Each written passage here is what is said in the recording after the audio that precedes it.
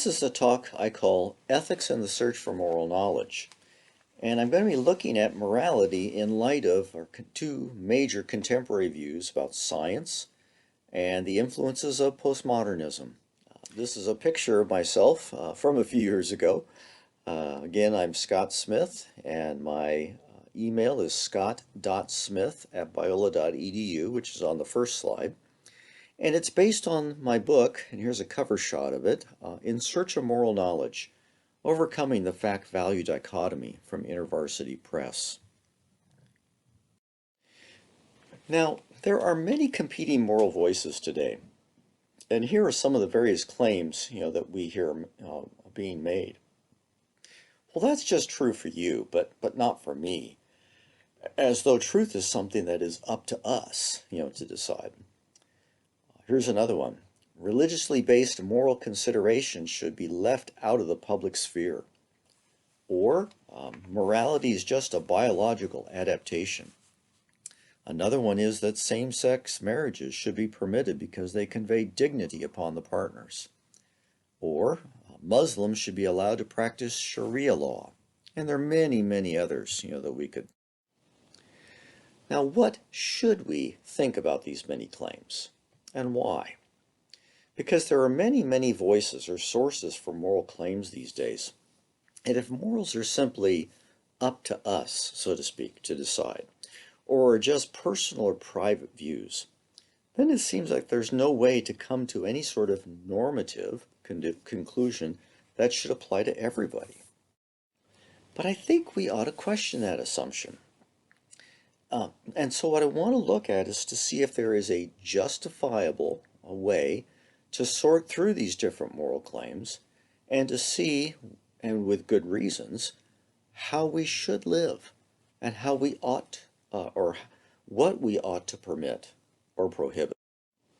So what I'm going to do is build upon a short list of what I call some core moral truths, ones that I think just about everybody, will acknowledge as being true and valid, such as murder's wrong, rape is wrong, justice is good, love is good. So I've got two principles and two virtues there.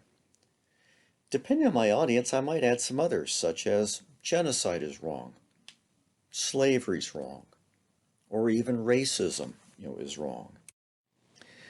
Now, the key question I want to ask is, what kind of thing are these principles and virtues?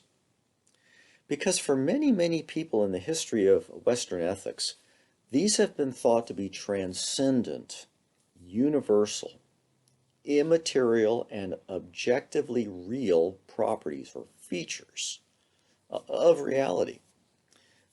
By transcendent, I mean that they are not immanent, they're not our products. These exist objectively in reality, and they transcend us in that sense. And they're universal. They apply to everyone. And they are immaterial. They are not physical kinds of things. Some examples of different sort of ethical writers and thinkers down in Western history have been people arguably like the biblical authors, Plato and Aristotle, Thomas Aquinas, John Calvin, Martin Luther, and the Islamic and even Jewish ethicists, in the Middle Ages.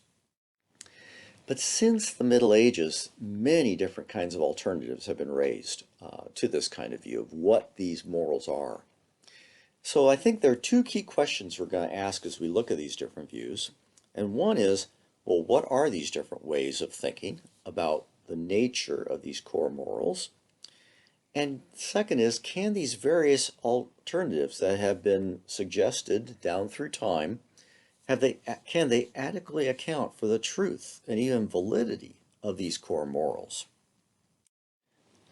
One thing that'll be in the background of all this is something called nominalism, which might shorthand as simply meaning nameism. Things are what they are in name only. These alternatives we're going to look at all share this view in common. they're all nominalist. And a lot of this really gained a lot of impetus from the work of William of Ockham, a theologian in the late 1300s. Now, on this kind of view, there are no universal morals. Universal, I should say here, is it's like murder's wrong is one principle, and yet there can be many instances, of where that principle would apply. Same with justice. Justice is one moral virtue, and yet all of us, should have the virtue of justice. So universal in the sense that each of these is one thing, and yet should have or can have many instances. It's a one and many. But nominalism says, in contrast to that, no, there aren't these many instances of the same thing. Instead, everything and every moral is particular. So if on that kind of view, it'll be easy to see how a view like relativism, could arise, which we'll see shortly. And it fits with a view called voluntarism in theology, which Occam endorsed. All these things that exist are what they are simply by the will of God. They're not grounded in the character or nature of God. So morals are what they are simply in virtue of what he willed to be the case. Here's the first of these alternatives. Thomas Hobbes was a British philosopher, and you can see the years in which he lived and wrote. For him, his notion or understanding of good and bad is that they are reducible to nothing but motions of matter. In fact, that's what's ultimately real for him.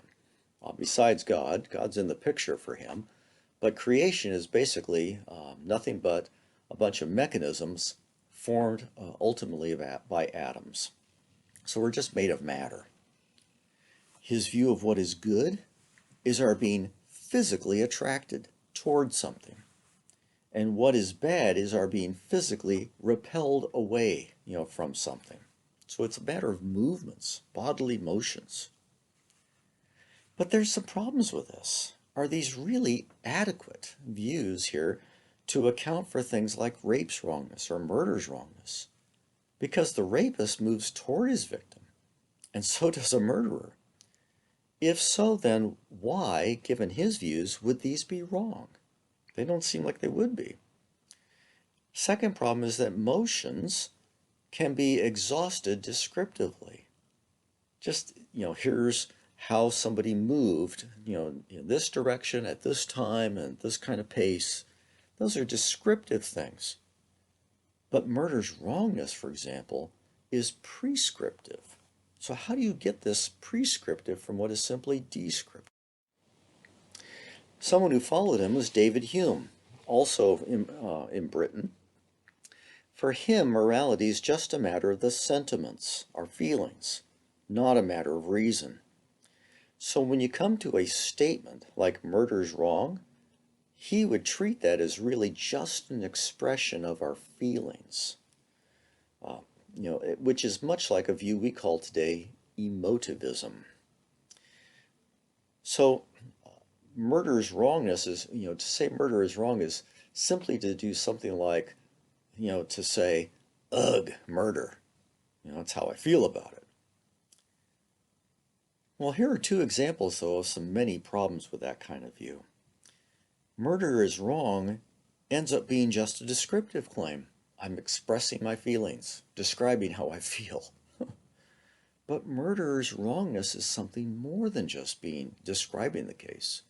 Again, it's a normative matter of what should not happen.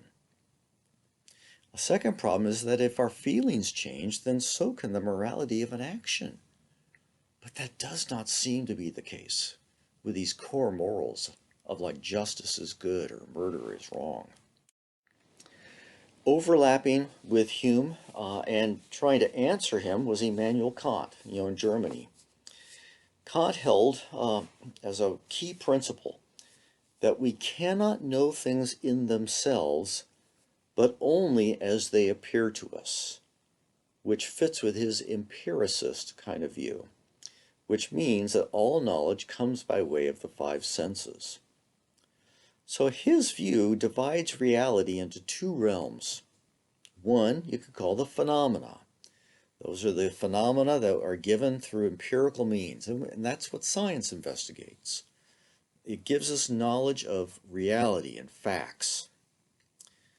But the other realm, as he posited things, is called the noumena.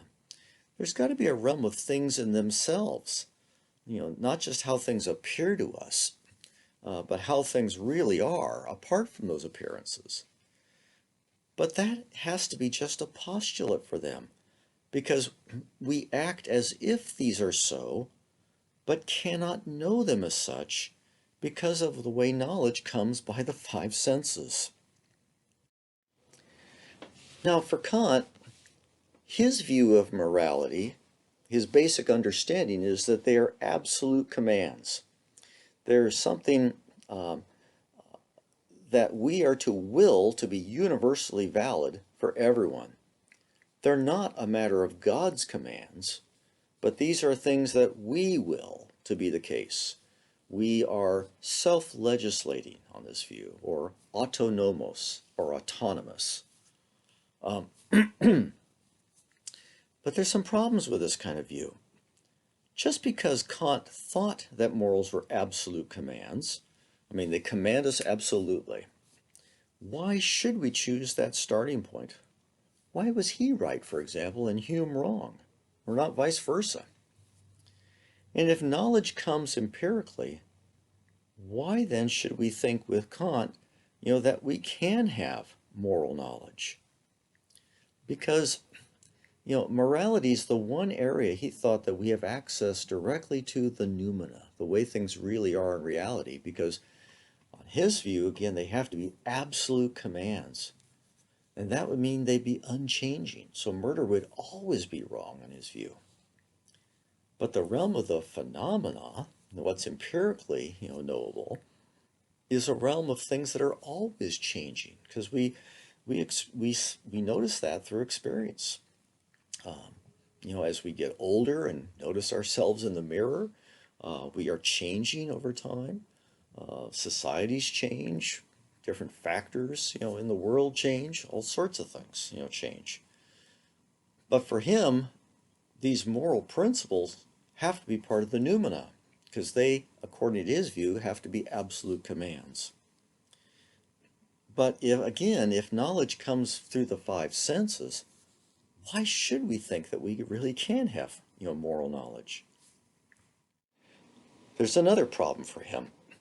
Could some group in power simply decide to will for everyone they want to be, quote unquote, objectively true? So it's just a matter of power, after all. One group, the group that happens to have power, imposing their view, upon others. So instead of Kant, being able to secure, morals as part of the way reality really is, apart from how we think about it or experience it, morals seem to be really just like religion. They're from the realm of the private, subjective, and just a matter of opinion. So what it ends up being is murder and rapes being wrong are just our constructs after. Now, something that Kant really helped reinforce was a thing called the fact-value split. And there's a legacy that we're still living with well after Kant's time. On this kind of view, there's this divide between facts and values. Science, on the one hand, is thought to give us knowledge of the facts because it uses this empirical method. So it gives us knowledge of what is objectively true, or the facts. And this is science that is practiced naturalistically because of how science developed here. It was to be done empirically, and thinking that what is real is ultimately made of matter. These were key moves during the scientific revolution. This is what, since this is objective, truth here, this is stuff we can appear to in the public sphere for everyone. These are the facts that science gives us. But ethics and things like religion, on the other hand, end up being up to us, so to speak. That is, they are just our personal or maybe social preferences, opinions, values, or constructs.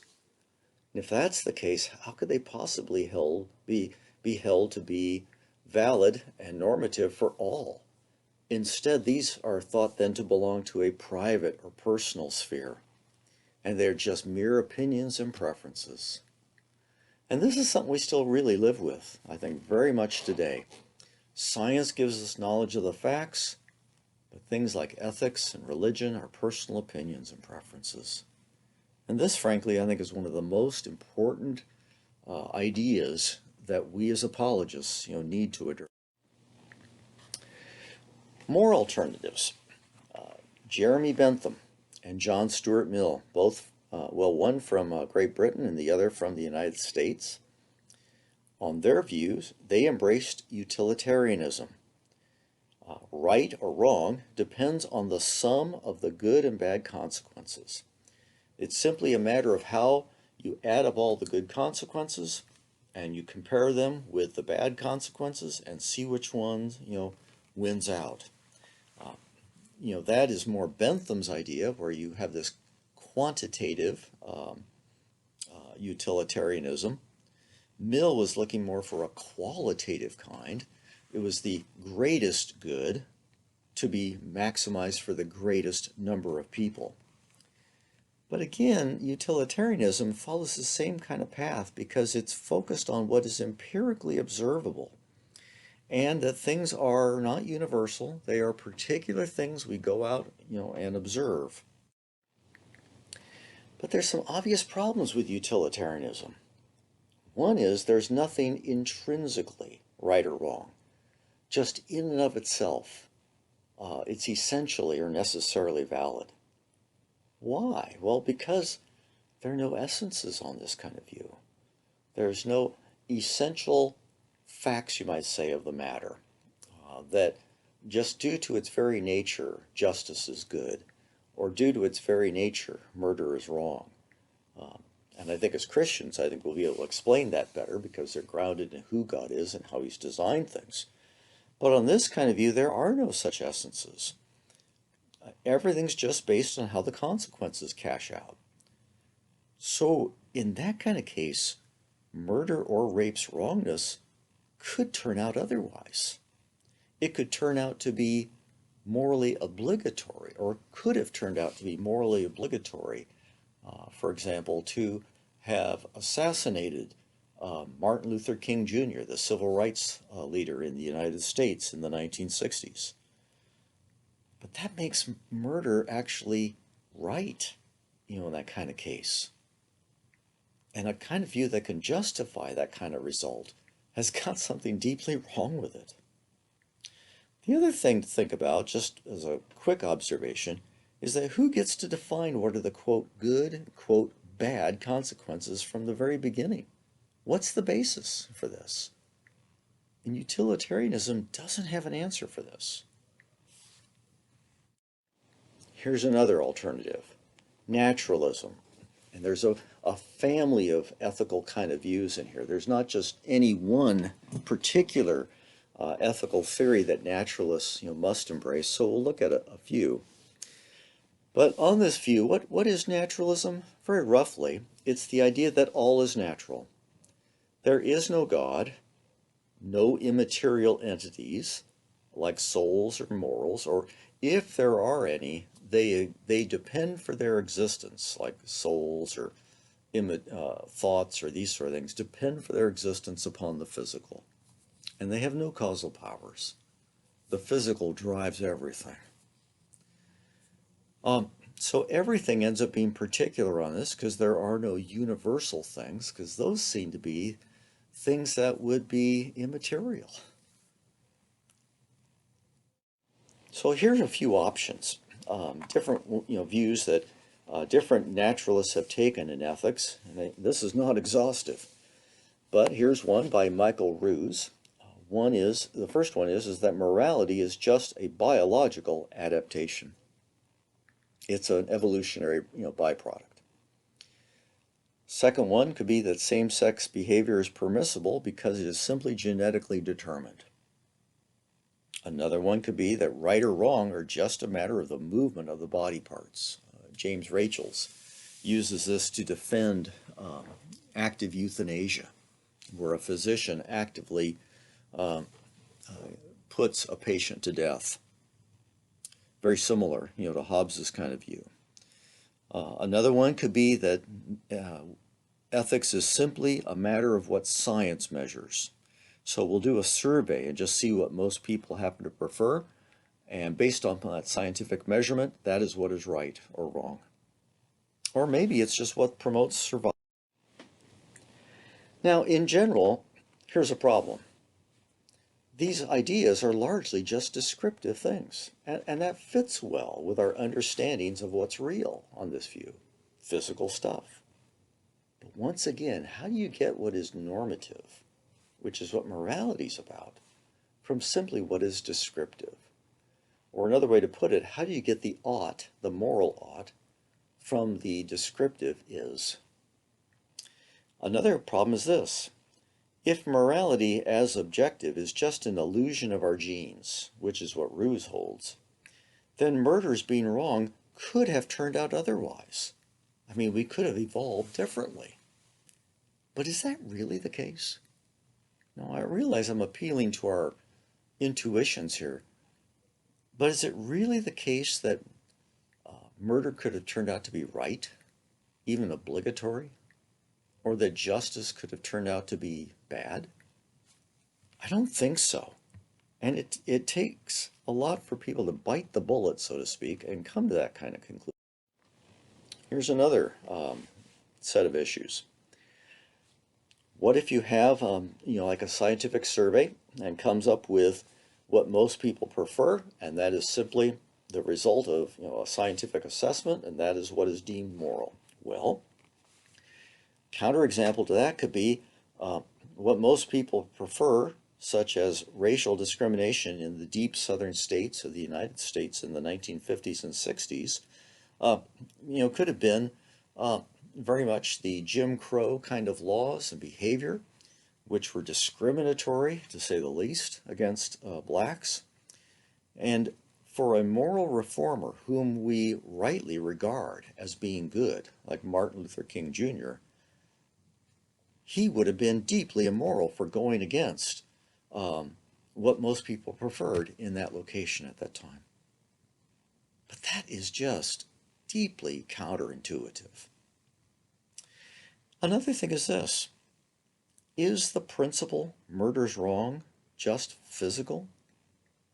Now, if it were, that seems to be, it would be a sentence. And we could translate it in lots of different languages. Spanish, German, Romanian, Russian, whatever. But sentences are sense perceptible. They're physical kinds of things, whether we see it written or displayed on a screen, written on a board, or on a piece of paper maybe. But the thing is, we can delete those things or cover them over with paint and basically destroy them. If we destroyed the sentence, have we destroyed the principle that murder is wrong? I don't think so. The principle would still hold, it seems. And that seems to me to indicate that these principles are not just physical things, unlike one of those kind of views. Here's a little more, problems for these various forms of naturalistic ethics. Could we really trust our brains and senses to give us knowledge of reality if they just evolved by natural selection, including what is, clearly, moral or, immoral? Because evolution by natural selection is not concerned with giving us knowledge of the way things really are or truth. It's concerned, so to speak, primarily with getting our body parts in the right places so we survive, pass on our genes. But if that's all that it's really about, then why should we trust the deliverances of our cognitive faculties to really give us the truth, about things morally, if they, came about by that means? Another thing is, should we really believe what our cognitive faculties tell us is true if we're just physical beings? Because if so, it seems that we are simply determined by the laws of nature.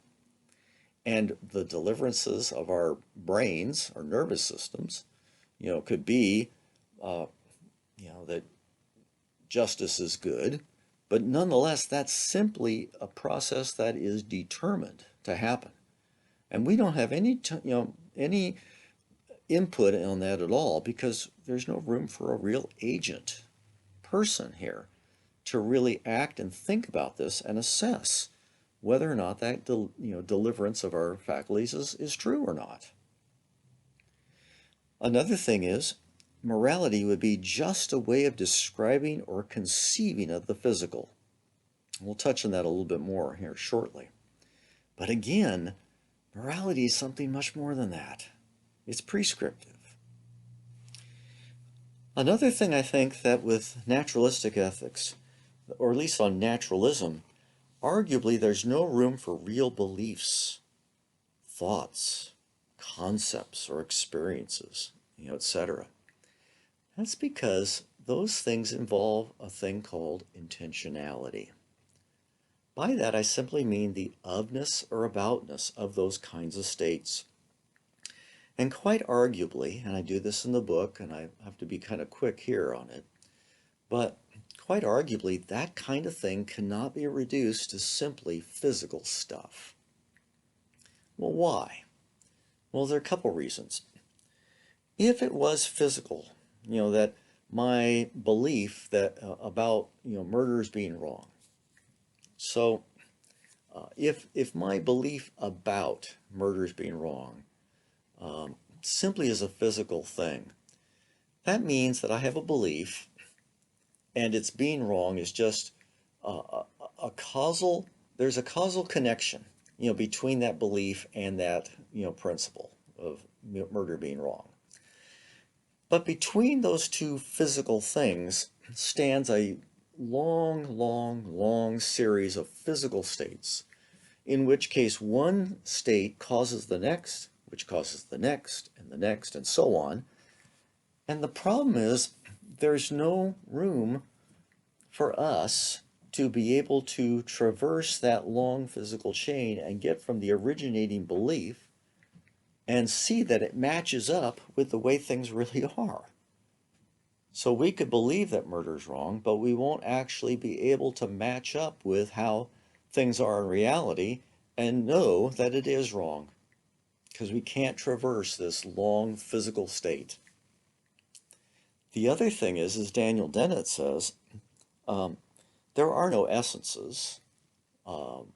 Those are typically thought to be in something immaterial that defines something as the kind of thing it is. Well, to say murder's wrong, what is that? Well, I think, and I think most people would just intuitively reflect, we mean by that there's something intrinsically wrong, necessarily or even essentially wrong with that. But again, to utter the claim murder's wrong is a physical thing that we do, and on this sort of thing, he says, he points out that on naturalism, there are no essences to anything.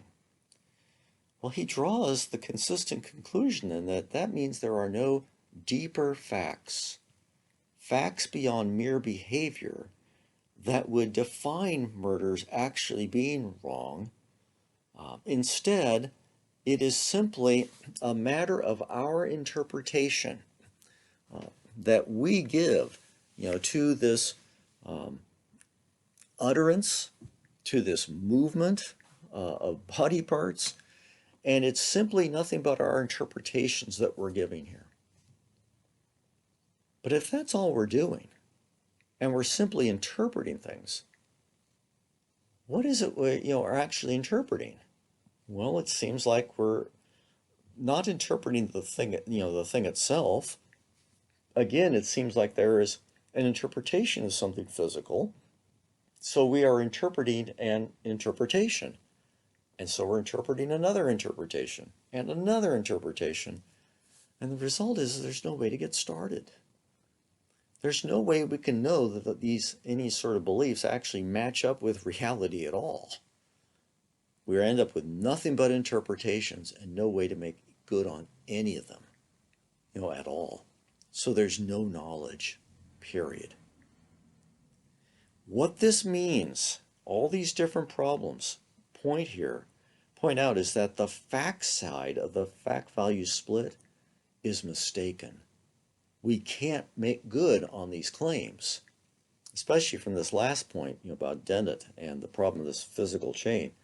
We can't make good on any claims of a reality on the basis of naturalism, because even on science, we can't have knowledge about how things really are. And that's extremely important in helping dislodge the importance or the preconceived importance in people's minds in the West. Science is the be-all and know-all, to give us knowledge. Another alternative is relativism. Now, in the West, it arose in the context of naturalism and this empiricist ideas and nominalism. And so here's how somebody would argue for relativism. First is what's called the diversity thesis. And it simply is a descriptive claim that says morality does in fact vary from people to people, society to society. Well, we'll come back to that in a minute, but for now let's waive that one. Let's look at number 2 more carefully. The dependency thesis claims that what makes something right, note the word carefully, what makes something right depends on a person or a society accepting it as right, and therefore that makes it right for that person or society. So it's our acceptance of something is what makes it right for a given person or group. If that's the case, the conclusion is relativism. There are no universally valid, objective moral truths for all people in all times and places. Now, before we get into these problems, let me just mention that diversity thesis a bit more. There's truth here, in that there are differences descriptively between different societies. To take what might seem like an extreme example, there's the Sawi people in Irian Jaya, whom Don Richardson discussed in one of his first books, and the way that they would, show hospitality, so to speak, to their neighboring tribes, is they would invite them over for dinner, feed them an enormous dinner, and when their neighbors are getting, sleepy from eating so much, the Sawi would kill them and even eat their brains. Now, they did not see any problem with practicing cannibalism, and this was to show their dominance, over others.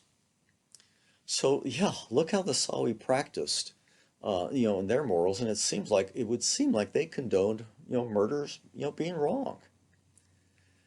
But actually, if we press for things, more carefully, I think we could actually see that's not the case.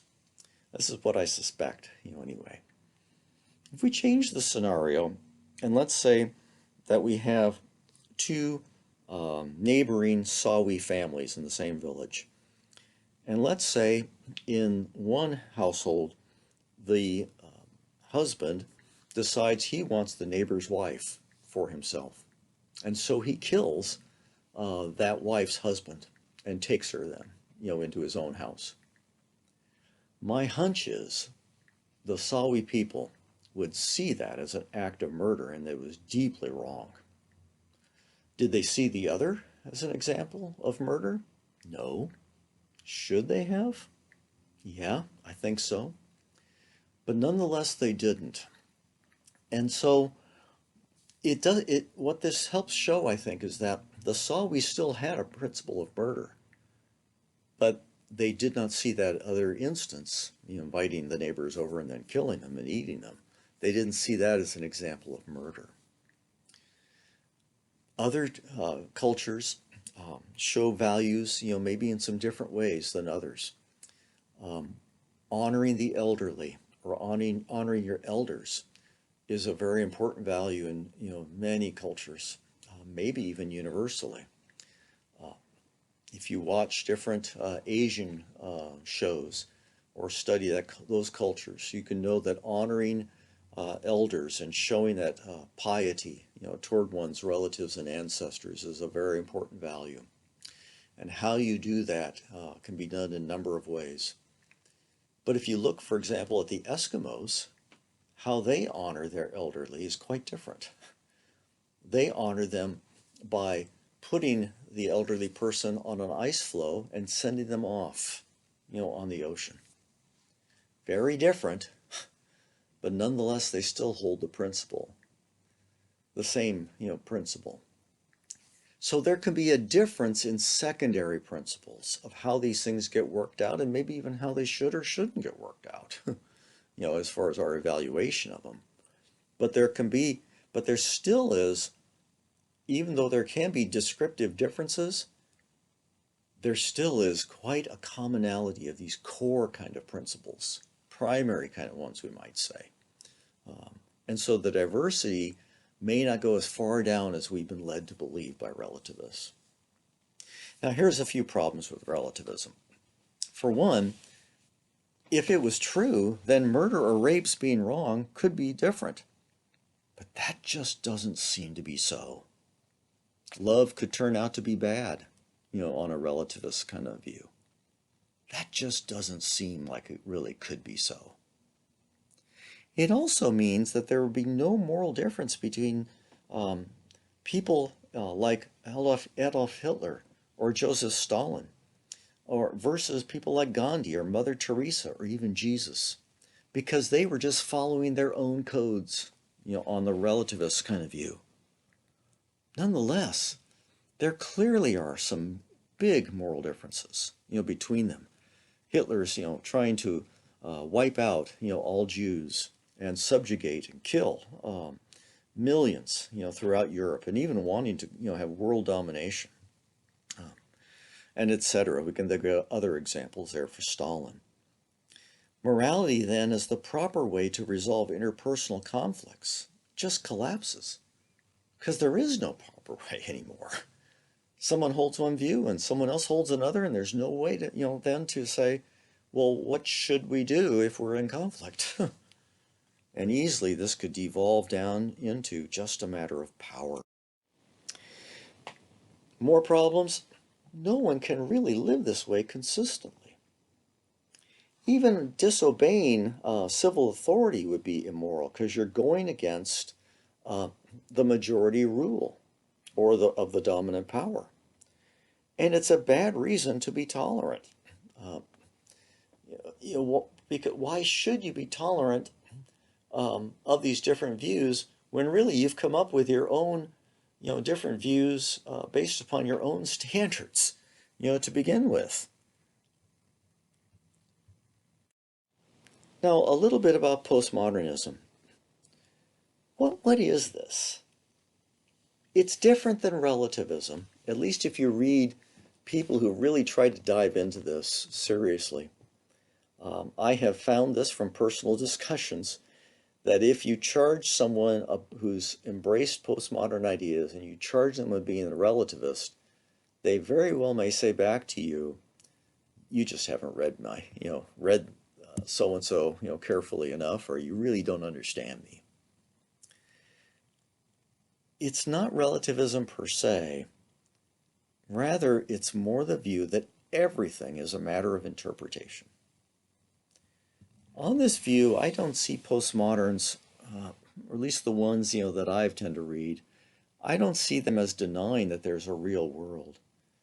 But they do claim that we are so situated, you might say, or shaped by our various factors, culture we've grown up in, time and place, family, religious upbringing, all these different things. We are so situated that our only access to reality is through the mediation of our language, culture, biases, and perspectives, through our interpretive lenses, you might say.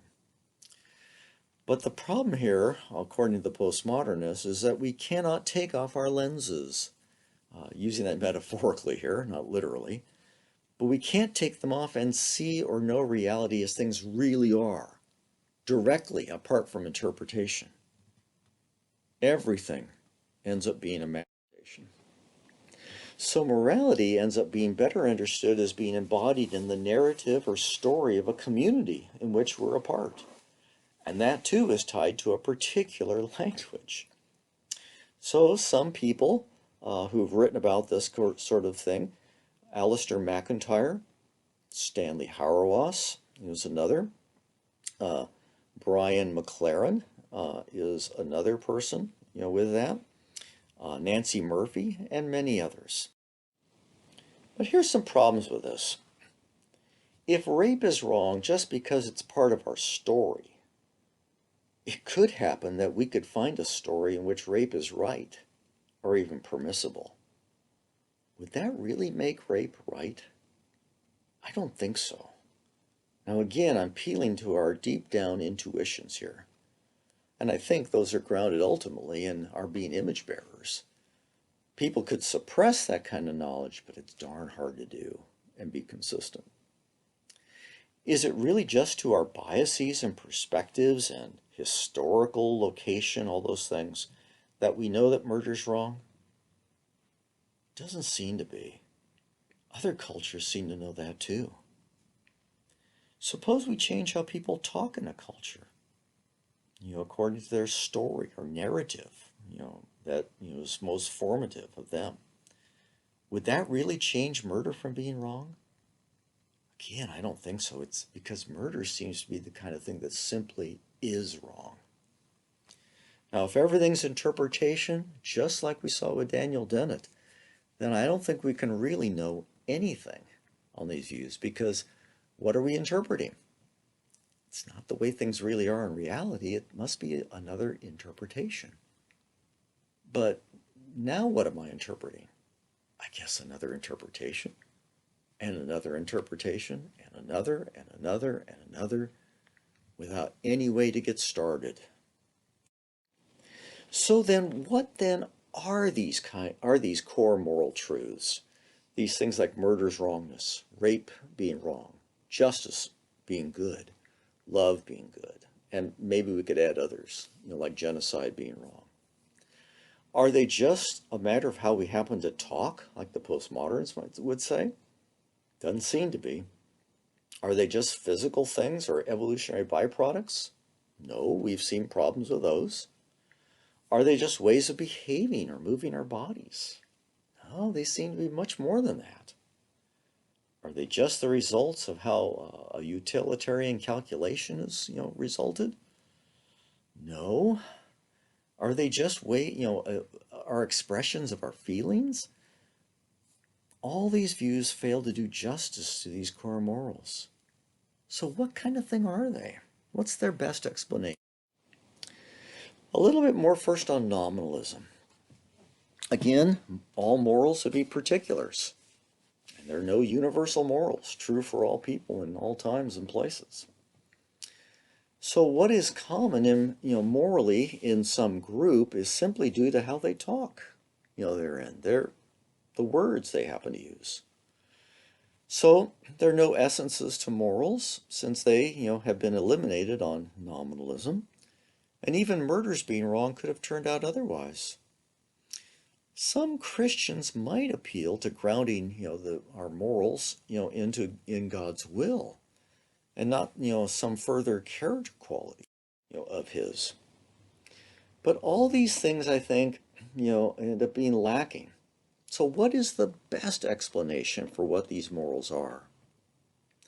For one, they seem to exist independently of us as moral principles, as moral virtues. That is, by existing independently of us, I mean that they are objectively real. They simply seem to be valid in themselves is another one, and not due to something else like consequences or how we think about them. And they also seem to be the one in many. That is, one principle or one virtue, and yet many instances or examples. That is, they seem to be Platonic-like universals. Now here's a couple options then. on Plato's own view, and again, I'm looking for what's the best explanation here. On his view, these principles just happen to exist as simply brute, immaterial features of reality. They're part of what he calls the forms, a realm of heavenly values that simply exist. But if so, why do they have anything to do with us? What's the connection? I mean, they exist, great, but why am I answerable to them? Why should we feel guilt or shame when we break these?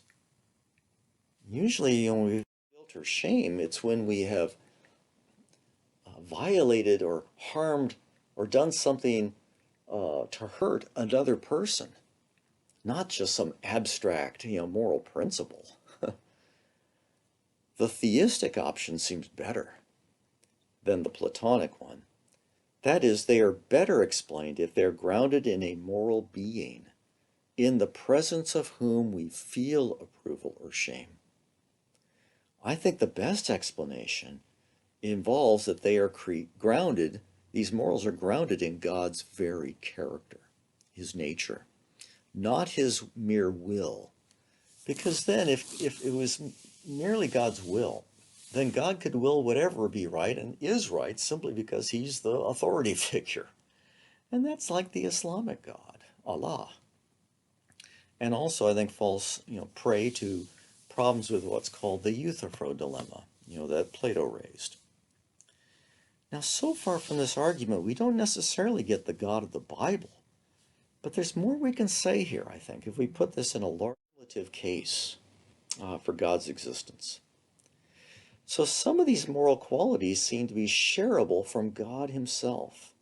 That is, they're communicable moral qualities, that God is good and wants us to be good. God is just and expects us to be just. He is love and wants us to have that quality in us, as well. And that each such quality then can be present in many people and should be present in all people, actually. So for any moral qualities or principles that are not part of his communicable attributes or qualities, I think we could say he, quote unquote, created these timelessly. That is, he sustains them in existence timelessly. So they would be Platonic-like, entities. That means they'd be metaphysically abstract. They're not located in space and time as though they're some physical thing. And still they would depend upon him for their existence. So here are a few key points. There are some core moral truths that we all can know to be valid. These core morals are objectively real. They don't depend for their existence upon us. They're universal, and they seem to be immaterial. The best explanation for what they are is they're grounded in God's character. But how can we take this all the way to an argument for the Christian God? Well, we might draw from Augustine here. His idea, that evil presupposes goodness. Evil is not some created thing, that God created. Rather, it's spoiled goodness. So what then is the best explanation for this standard of goodness? Well, we've been saying God is good. But to be truly good, God must be love. And that suggests to me that God's personal. But to be truly good, God also must be truly just. I mean, these fit with our core understandings, I think, of what it means to be truly good. Together, these qualities suggest that God would deal with evil because he's just, and yet in love and care for us. And from there, I think it's a short step to the gospel God's done for us in Christ. So here's some implications for the fact-value split. We could not have scientific knowledge based on naturalism, so the fact side of the fact-value split's false. There are also at least some morals that exist objectively, and we can know as such. There is at least some moral knowledge. And that's all I've argued for so far. So that part of the value side is false too. And we can have at least some religious knowledge. That is, that these morals are grounded in who God is. And so that aspect is false. Why is it important to stress the going after the fact-value split? Well, I think it's so crucial because it's deeply entrenched in people's mindsets. And it leads to shriveled disciples. Because, at least what I see, it leads to Christians who tend to split or separate or bifurcate Christianity as just a matter of their hearts, quote unquote, or their so-called souls, meaning just their deep feelings. And this is not really taking into account a biblical definition of the heart. But these kind of disciples don't really love the Lord with all their minds. In fact, I think we can't love the Lord with all our hearts, souls, minds, and strength as long as this false view is assumed to be